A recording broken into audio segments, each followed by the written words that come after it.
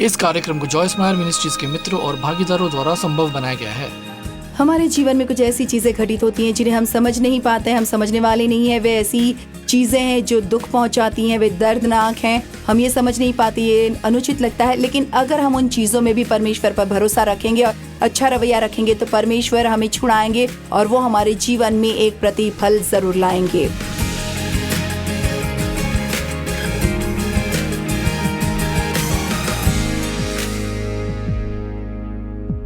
आनंद ले प्रतिदिन के जीवन काम में मेरे साथ जुड़ने के लिए आपका धन्यवाद। अब जानते हैं, पिछले कुछ दिनों से हम निर्णयों के महत्व के बारे में बात कर रहे हैं और हम सप्ताह के शिक्षण को थोड़ा और विस्तार के साथ समाप्त करने जा रहे हैं, केवल थोड़ी अलग दिशा में। मैं आज आपसे सही काम करने की चुनौती के बारे में बात करना चाहती हूँ। बाइबल हमें बताती है कि हमें वचन पर चलने वाला बनना है। आप जानते हैं, बैठकर इसे सुनना कठिन नहीं है। हो सकता है कि आप काम पर अपने डेस्क पर बैठे हों, या हो सकता है कि आप अपने सोफे पर बैठे हों या अपनी कार चला रहे हों, और इसे सुनना मुश्किल नहीं है, सहमत होना भी कठिन नहीं है। लेकिन मुख्य बात यह है कि हमें घर जाकर वही करना है जो हमने सुना है। याकूब ने कहा है कि विश्वास बिना कार्य के मरा हुआ है। हम अपने कार्यों से नहीं बल्कि सच्चे विश्वास से बचाए गए हैं। जो कोई भी वास्तव में बचाया गया है वो अच्छे कार्य करना चाहता है, वे परमेश्वर के प्रति आज्ञाकारी बनना चाहता है। याकूब 1:22, परंतु वचन पर चलने वाले बनो और केवल सुनने वाले नहीं और अपने आप को धोखा देते हो। तो एम्प्लीफाइड बाइबल कहती है, तर्क देकर जो सत्य के विपरीत है। ये दिलचस्प है कि जब कोई अन्य व्यक्ति आज्ञा का पालन नहीं कर रहा है तो उसके पास आज्ञा न मानने का कोई कारण नहीं है। लेकिन जब हम आज्ञा नहीं मानते तो हम हमेशा अपने लिए कोई न कोई बहाना बना लेते हैं। और इसलिए मैं चाहती हूँ कि आप आज सचमुच सोचिए और फिर आपके पास पूरा वीकेंड होगा जब आप इस बारे में सोच सकते हैं। आप जितना जानते हैं आप वास्तव में क्या कर रहे हैं, और आप कितनी बार कहते हैं, खैर मुझे पता है कि मुझे ये करना चाहिए, लेकिन मुझे पता है कि मुझे ये नहीं करना चाहिए। लेकिन आप जानते हैं, अच्छे इरादे आज्ञाकारिता नहीं है, और अच्छे इरादे हमारे जीवन में कोई पुरस्कार नहीं लाते। ये केवल आज्ञाकारिता ही है। याकूब अध्याय 1 सिर्फ निर्देशों से भरा है। इसकी शुरुआत धैर्यवान होने के बारे में बात करने से होती है। जब आप सभी प्रकार के परीक्षाओं से गुजर रहे होते हैं, ये जानते हुए कि आपके विश्वास को परखा जाना है, अच्छा काम करना है, ये दृढ़ रहने की बात करता है। ये इस बारे में बात करता है कि क्या आप नहीं जानते कि बुद्धि मांगने के लिए क्या करना चाहिए। और फिर याकूब की पुस्तक में याकूब अध्याय 4 में कह रहा है, ये जानना कि अच्छा क्या है और वो नहीं करना पाप है। तो आप जानते हैं कि परमेश्वर वास्तव में उन लोगों के साथ थोड़ा अलग व्यवहार करता है जो अज्ञानी है। वे नहीं जानते कि वे जो कर रहे हैं वो गलत है, बल्कि वो ऐसे लोगों के साथ व्यवहार करते हैं जो जानते हैं कि वो जो कर रहे हैं वो गलत है और फिर भी ऐसा करते हैं। प्रेरित पौलुस एक ऐसा व्यक्ति था जो मसीहों पर अत्याचार कर रहा था और उन्हें गिरफ्तार करने के लिए उनको पकड़ रहा था। लेकिन दमिश्क रोड पर प्रभु के साथ अपने अनुभव के बाद जहाँ यीशु उसके पास आया और कहा, तुम मुझे क्यों सता रहे हो, और अंततः वो बचा लिया गया और एक महान प्रेरित बन गया। एक समय उसने ऐसा कहा, मुझे परमेश्वर से अनुग्रह प्राप्त हुआ, उन्होंने मुझ पर दया की क्योंकि मैं अज्ञानी था। पौलुस एक बहुत ही मजबूत धार्मिक व्यक्ति था और वो वास्तव में विश्वास करता था कि ये मसीही आधारहीन थे और वो उनको सताकर परमेश्वर की सेवा कर रहा था। तो ये वो अवज्ञाकारी था, लेकिन वो वास्तव में ये नहीं जानता था। लेकिन ये अलग बात है कि आप जानते हैं जो कर रहे हैं वो गलत है और फिर भी कर रहे हैं।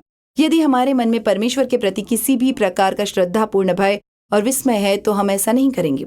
और हम बिल्कुल यही कर रहे हैं जब हम कहते हैं, ठीक है मुझे पता है कि मुझे ऐसा नहीं करना चाहिए, लेकिन मुझे पता है मुझे ये नहीं खरीदना चाहिए, लेकिन मुझे पता है कि मुझे कर्ज से बाहर निकलना है, लेकिन मुझे पता है कि मुझे इस स्थिति से सच बताना चाहिए, लेकिन, और हम आगे भी जा सकते हैं और हम सभी समय पर ऐसा करते हैं। और वास्तव में यदि हम स्वयं की बात सुनते हैं तो हम स्वयं को एक अच्छी चेतावनी दे रहे हैं।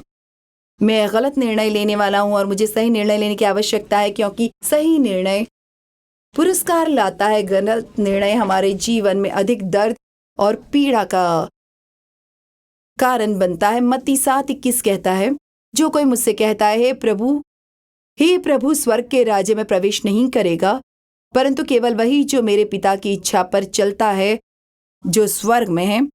तो हम कह सकते हैं, हम यीशु को जानते हैं। हम कह सकते हैं, हे प्रभु, क्या मैंने ये नहीं किया, क्या मैंने वो नहीं किया। लेकिन वो कहेगा, केवल वो लोग ही प्रतिफल पाएंगे जिन्होंने मेरे पिता की इच्छा पूरी की है जो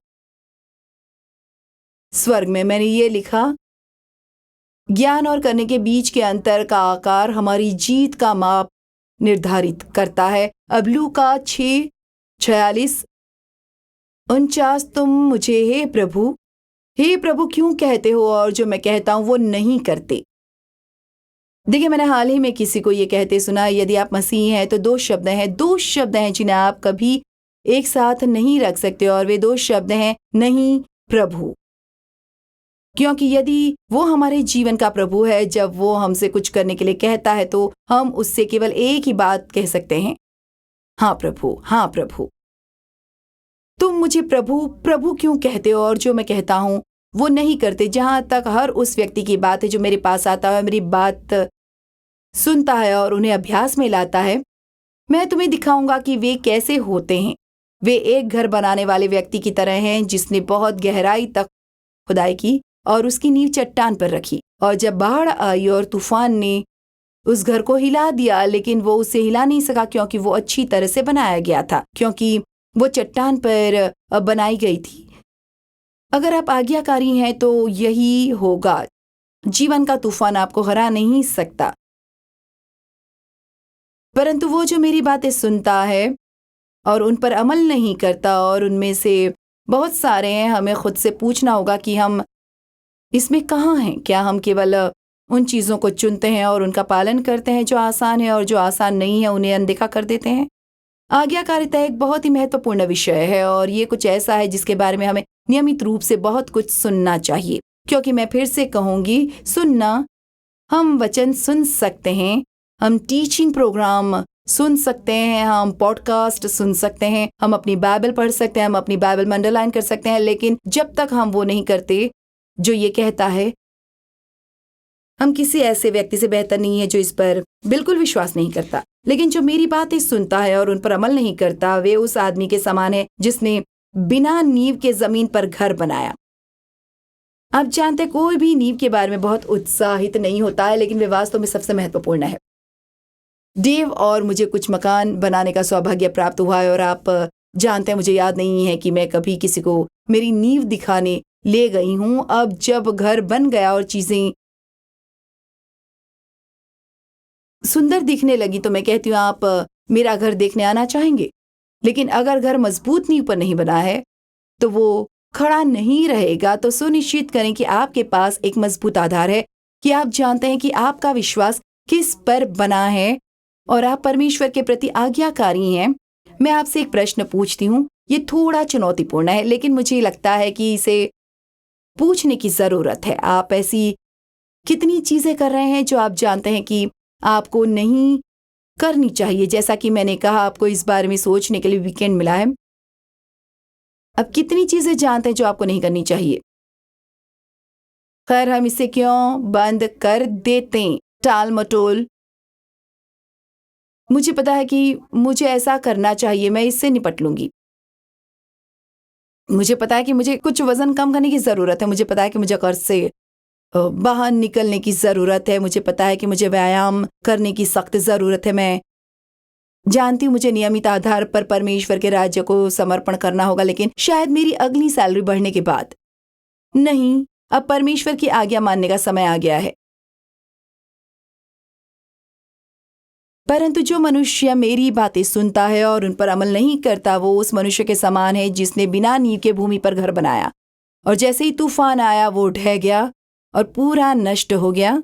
शैतान के हमले आते हैं, और कभी कभी हम कहते हैं, ऐसा क्यों है कि जब भी मैं अच्छा करना चाहती हूँ कुछ न कुछ बुरा हो जाता है। खैर, दुश्मन ये देखना चाहता है कि क्या आप ये सच में करना चाहते हैं, और परमेश्वर हमारे विश्वास की परीक्षा भी होने देगा, क्योंकि परखे जाने वाले हमारे विश्वास में ही वो अधिक का अधिक मजबूत होता जाता है।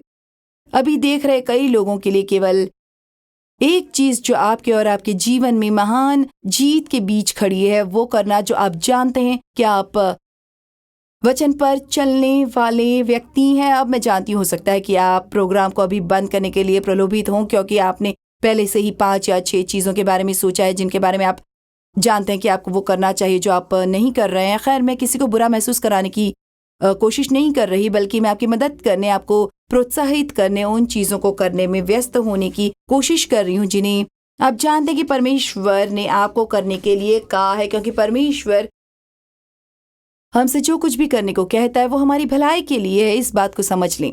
ये आपको एक आज्ञाकारी विश्वासी बनने में मदद करेगा यदि आप वो सब कुछ समझ लेते हैं जो परमेश्वर आपको करने या न करने के लिए कहते हैं, तो वो आपके लाभ के लिए कह रहे हैं।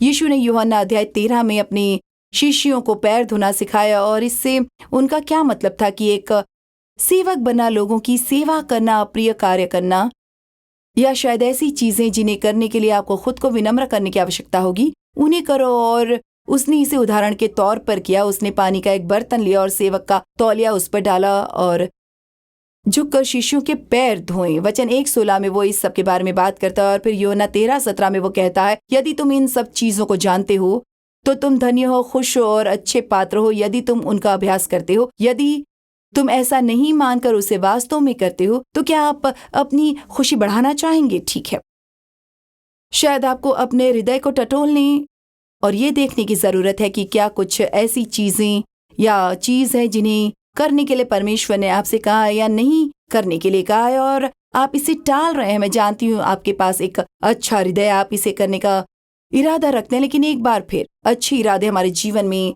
पुरस्कार नहीं लाते। रोमियो 2:13, क्योंकि व्यवस्था के सुनने वाले परमेश्वर की दृष्टि में धर्मी नहीं है, परंतु व्यवस्था के मानने वाले हैं। और वो पुराने नियम की व्यवस्था के विषय में बात नहीं कर रहा है, वो वास्तव में केवल परमेश्वर की आज्ञा मानने के विषय में बात कर रहा है। वही लोग हैं जो धर्मी घोषित किए जाएंगे। केवल चर्च में आना और वचन सुनना ही पर्याप्त नहीं है, हमें घर जाकर ये करना होगा। घर जाओ और ये करो। और इस कार्यक्रम को सुनने के बाद भी आप जानते, जॉयस के प्रोग्राम को हर दिन सुनना ये अच्छा है, लेकिन ये आपके जीवन में कोई पुरस्कार नहीं लाएगा यदि आप वे परिवर्तन नहीं करते हैं जो आपको निर्णय के कारण करने की आवश्यकता है। ये आपका है, और वही करें जो आप जानते हैं कि आपको करने की आवश्यकता है। आप जानते हैं केवल ज्ञान ही धोखा देने वाला हो सकता है। और पौलुस 1 कुरिन्थियों अध्याय 8 में इस बारे में बहुत कुछ बात करता है। वो कहता है, अगर कोई कल्पना करता है कि उसने प्रेम के बिना दिव्य चीजों के बारे में बहुत कुछ जान लिया है और समझ लिया है, तो वो अभी तक इतनी दृढ़ता और स्पष्टता से नहीं जान पाया है, पहचान नहीं पाया है, ना ही किसी भी चीज से उतना घनिष्ठ रूप से परिचित हो पाया है जैसा होना चाहिए या जैसा आवश्यक है। तो वो कह रहा है, आप जानते हैं, आप अपनी पूरी बाइबल को लाल रंग में अंडरलाइन कर सकते हैं। मुझे नहीं पता कि आप अपनी बाइबल में अंडरलाइन करते हैं या नहीं, लेकिन मैं करती हूँ। जब मैं कुछ ऐसा पढ़ती हूँ जो वास्तव में मुझे गहराई से छूता है या जो मुझे लगता है कि मैं वास्तव में महत्वपूर्ण है, तो मैं इसे अंडरलाइन करती हूँ। लेकिन मेरी पूरी बाइबल अंडरलाइन हो सकती है, और अगर मैं वो नहीं करती हूँ जो वो मुझे करने के लिए कहता है, तो इससे मुझे कोई फायदा नहीं होगा। असल में ये जानना वास्तव में बदतर है कि क्या करना चाहिए और वो नहीं करते। इसके बजाय यदि आप नहीं जानते हैं कि क्या करना है, तो आपको ये समझना होगा कि वचन को सुनना और वचन को सुनना एक जिम्मेदारी के साथ आता है, क्योंकि अब आप ऐसी चीजें सीख रहे हैं जिन्हें आपको अपने जीवन में अभ्यास में लाने की आवश्यकता है। अभिमान हमें यह समझने से रोक सकता है कि वास्तव में शक्ति केवल जानने में नहीं बल्कि करने में है। और कभी कभी हम बहुत सारा ज्ञान पाते हैं तो ये हमारे जीवन में घमंड ला सकता है, और वो अभिमान आपको अंधा कर सकता है और आपको ये सोचने पर मजबूर कर सकता है कि आप वास्तव में इतने महान व्यक्ति हैं क्योंकि आप वो सब जानते हैं। और ज्ञान कभी कभी मदद की बजाय बाधा बन सकता है। आप इतना जान सकते हैं कि ये आपके लिए अच्छा नहीं है। आप इतना कुछ जान सकते हैं कि ये आपको सरलता से जीने से, सरल बच्चों जैसा विश्वास रखने से रोकता है, या केवल क्यों क्यों क्यों क्यों क्यों क्यों जैसे सैकड़ों अलग अलग प्रश्नों के बिना केवल परमेश्वर के प्रति आज्ञाकारी होने से। साधारण प्रार्थना सुंदर होती है। यह आवश्यकता है उसके लिए यीशु के नाम में सीधे और सीधे शब्दों में परमेश्वर से मांगे और फिर विश्वास करने की आपको दे देगा। बाइबल कहती है दुनिया अपने सारे ज्ञान के साथ उसे समझने में विफल रही, लेकिन वो उपदेश देने की मूर्खता के माध्यम से खुद को प्रकट करता है। मुझे वो अच्छा लगता है। अब जानते हैं मैं अपने आप को इस ग्रह पर सबसे प्रतिभाशाली व्यक्ति नहीं मानती। ऐसे बहुत से लोग हैं जिनके पास मुझसे कहीं अधिक शिक्षा है और मुझे लगता है कि ये बहुत अच्छा है। अब जानते हैं आप जो भी शिक्षा प्राप्त कर सकते हैं प्राप्त करें, लेकिन ये सुनिश्चित करें कि इससे आपको ये महसूस न हो कि आप हर किसी से बेहतर या आप जो जानते हैं उससे अधिक जानते हैं। आप जानते हैं बहुत सी गलत बातें जान सकते हैं। मेरा मतलब है कुछ लोग मुझे हाल ही में अपने बेटे के बारे में बता रहे थे जो सिर्फ परमेश्वर से प्यार करता था और वास्तव में वचन पर विश्वास करता था, और फिर जब वे कुछ वर्षों तक कॉलेज में थे तो वे हर बात पर सवाल उठा रहे थे। तो देखिए कि वहां उनसे क्या कहा जा रहा था कि वे परमेश्वर के वचन की सरल सच्चाई के खिलाफ लड़ रहे थे और उन्हें एक निर्णय लेना था। आज मैं आपको प्रोत्साहित करती हूँ, हमेशा हमेशा हमेशा परमेश्वर को पहले रखें और हमेशा परमेश्वर के वचन को पहले रखें। जो कुछ भी परमेश्वर के वचन से सहमत नहीं है वो एक प्रकार का धोखा है जिसे शैतान आपके जीवन में लाने की कोशिश कर रहा है। आप जानते हैं शैतान ने ज्ञान के साथ हव्वा को प्रलोभित करने और धोखा देने की कोशिश की। उत्पत्ति अध्याय 3 में वास्तव में पूरी बात यही है। अब सांप मैदान में किसी भी जीवित प्राणी से अधिक सूक्ष्म और चालाक था जिसे परमेश्वर ने बनाया था, और शैतान ने महिला से कहा, हाँ, शैतान तुम्हारे दिमाग में विचार डालता है और वो कोशिश करेगा आप सुने। क्या ये सच हो सकता है कि परमेश्वर ने कहा हो तुम्हें बगीचे के हर पेड़ का फल नहीं खाना चाहिए? आप देखिए उसे बगीचे में 2 पेड़ थे, जीवन का पेड़ और अच्छाई और बुराई के ज्ञान का पेड़। सिर्फ अच्छाई और बुराई का वृक्ष ही नहीं बल्कि अच्छाई और बुराई के ज्ञान का वृक्ष भी। आप देखिए परमेश्वर ने कभी नहीं चाहा कि आदम और हवा को पता चले कि बुराई क्या है। वो तो बस यही चाहता था कि सब कुछ उनके लिए अच्छा हो। और स्त्री ने सर्प से कहा, हम बगीचे के पेड़ों के फल खा सकते हैं सिवाय उस पेड़ के फल के जो बगीचे के बीच में है, जो अच्छाई और बुराई के ज्ञान का पेड़ था। परमेश्वर ने कहा है तुम इसे न खाओगे न इसे छुओगे नहीं तो तुम मर जाओगे। परंतु सर्प ने स्त्री से कहा, यहाँ एक और झूठ आता है, ओ निश्चित रूप से तुम नहीं मरोगे। अब इसे सुनो, क्योंकि परमेश्वर जानता है कि जिस दिन तुम इसे खाओगे उसी दिन तुम्हारी आंखें खुल जाएंगी और तुम परमेश्वर के तुल्य हो जाओगे और बुराई और भलाई, आशीष और विपत्ति के बीच का अंतर जानोगे। तो उसने उसे कैसे प्रलोभित किया? परमेश्वर कुछ ऐसी बातें जानता है जो आप नहीं जानते, और यदि आप इसमें से खाएंगे तो आपको पता चल जाएगा जो परमेश्वर जानता है।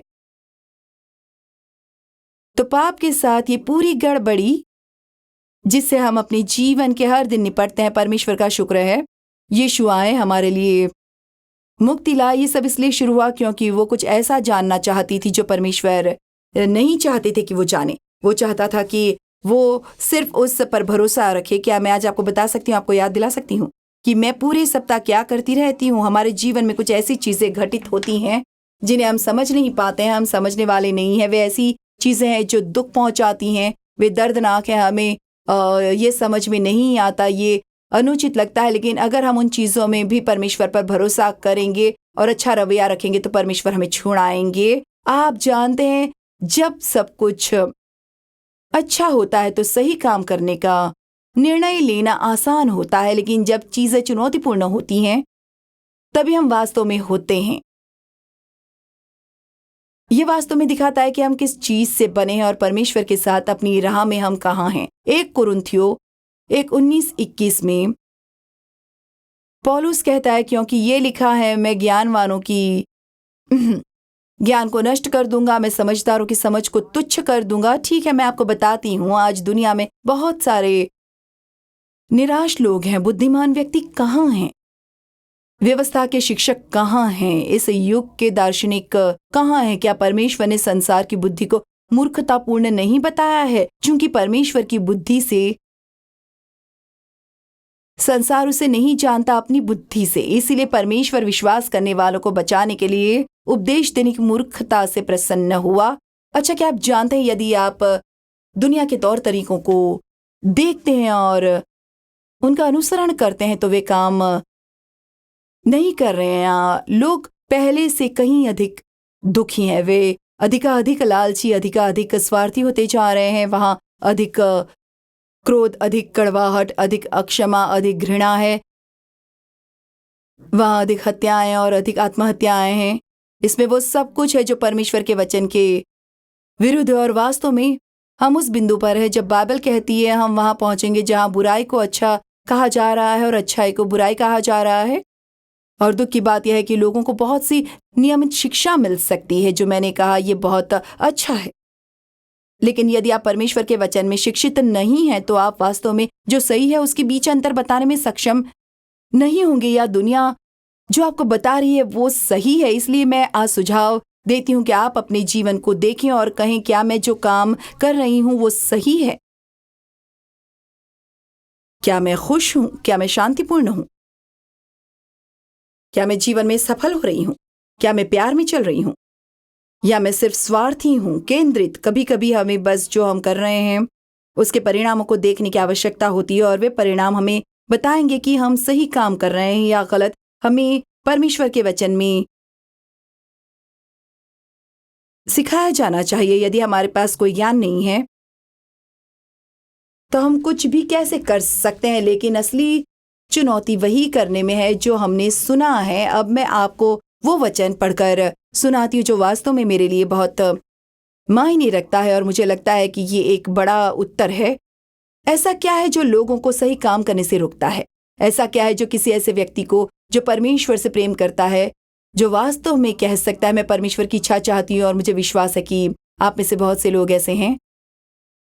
हम आपसे प्यार करते हैं और हम चाहते हैं कि आपका जीवन शानदार रहे। हम चाहते हैं कि आप जाने और परमेश्वर चाहता है कि आप जाने। लेकिन 1 पतरस 4:1-2 में बाइबल कहती है, इसलिए चूंकि मसीह ने हमारे लिए और आपके लिए देह में कष्ट सहा, इसलिए अपने आप को उसी विचार और उद्देश्य से तैयार करें, परमेश्वर को प्रसन्न करने में असफल होने की बजाय धैर्यपूर्वक कष्ट सहने के लिए। तो ये बहुत अच्छा है।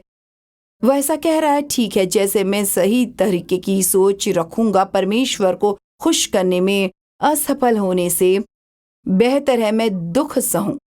ये शत्रु द्वारा लाए जाने वाले प्रलोभनों के विरुद्ध आपके कवच की तरह है। उसके लिए जिसने शरीर में कष्ट सहा है, मसीह का मन रखते हुए। आप जानते हैं आप शरीर के मन से कष्ट सह सकते हैं और बस गलत काम कर सकते हैं, लेकिन यदि आप मसीह के मन से कष्ट सहते हैं तो आप बातें सोचते हैं जैसे ठीक है इससे दुख होता है, लेकिन मैं जानती हूं कि परमेश्वर इससे कुछ अच्छा काम करेगा। ये दुखदाई है और मैं इसे समझ नहीं पा रही हूं, लेकिन परमेश्वर अच्छे हैं और वो मेरे साथ है और वो मुझे इससे बाहर लाएंगे और मैं जीत हासिल करूंगी। और जब मैं उस जीत का इंतजार कर रही हूं तो मैं चाहती हूं मैं अब भी परमेश्वर का आज्ञाकारी हूं और सब कुछ वैसे ही करूंगा जैसे वो चाहता है कि मैं करूं। यदि वो जानबूझकर पाप कर चुका है, वो जानता है कि क्या करना है लेकिन नहीं कर रहा है, और उसने खुद को और दुनिया को खुश करना बंद कर दिया है और अब परमेश्वर को खुश करता है ताकि वो अब उसका शेष प्राकृतिक जीवन मानव लालसा और इच्छाओं के अनुसार न बिताए, लेकिन वो अब परमेश्वर की इच्छा के लिए जी रहा है। दर्द ही वो वजह है जिसकी वजह से लोग वचन नहीं मानते। आइए बस इसके बारे में बात करते हैं। आप जानते हैं परमेश्वर हम जो कुछ भी करते हैं उसमें शामिल होना पसंद करते हैं, और वो चाहते हैं कि हम उदारता से न दें, न केवल परमेश्वर के राज्य में बल्कि एक दूसरों को देने वाले भी बने। ठीक है, मान लीजिए कि आपके पास एक गहना है जो आपको बहुत पसंद है, या हो सकता है कि आपके पास 2 कार हो और कोई ऐसा व्यक्ति हो जिसे आप जानते हो जिसके पास कोई कार नहीं है। हो सकता है कि परमेश्वर ने आपको अपनी एक कार उनको देने के लिए कहा हो सकता है कि परमेश्वर आपसे कह रहा हो कि उससे आउच आउच, मैं वो कार नहीं देना चाहता, मैंने उसके लिए पैसा भरा, ये मेरा पसंदीदा रंग है, मुझे वो पसंद है। ठीक है, आप जानते हैं एक तरीका है जिससे आप अपने दर्द से राहत पा सकते हैं। आप बस परमेश्वर की अवज्ञा कर सकते हैं, और यदि आप अवज्ञा करते हैं तो आपकी देह दुखना बंद कर देगा, लेकिन आप परमेश्वर के प्रतिफल से चूक जाएंगे जो उसने अपने मन में आपको देने के लिए रखा है। यदि आप उसके प्रति अवज्ञाकारी हैं तो मैं आपको कुछ बता दूं। कुछ ऐसी चीजें हैं जिन्हें करने के लिए परमेश्वर ने मुझसे कहा था, जिन्हें करना मेरे लिए बहुत कठिन था, लेकिन उन्हें करने के बाद मैंने अपने जीवन में ऐसा आशीष देखा है जिसे खुशी, शांति, चीजें जो मैं चाहती थी और किसी भी तरह से मैं उन्हें अपने लिए प्राप्त नहीं कर सकती थी, जो परमेश्वर ने दिया है। परमेश्वर कभी भी आपसे कुछ भी छीनने की कोशिश नहीं कर रहा है, वो केवल आपके जीवन में कुछ जोड़ने का प्रयास कर रहा है। तो आज समापन में मैं बस इतना ही कहूंगी कि वचन को जानो और वचन को करो, और जब ये कठिन हो तो पवित्र आत्मा से आपकी सहायता करने के लिए कहें। आपके अंदर एक पवित्र सहायक रहता है। आप जिन कठिन चीजों से गुजर रहे हैं उनके प्रति मसीह का मन रखें और सही काम करते रहें।